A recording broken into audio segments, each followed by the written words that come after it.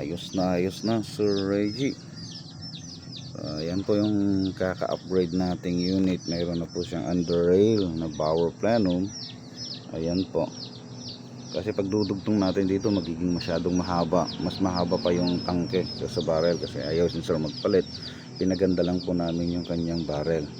Under rail o yung magazine type na power plenum po ito.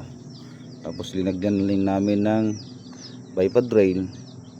Parang integrated na sa kanyang power plenum or yung under rail power plenum o magazine type, magazine look power plenum. So ayan sir, okay na po.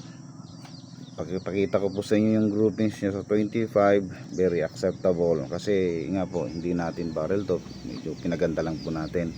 Nag-groupings naman ng maliit. So ayan, mag-iiba lang yung kanyang tune kung lalagyan niya rin yung kanyang silencer. So as of now, ito na po, pwede na sir. Thank you po for trusting and trust.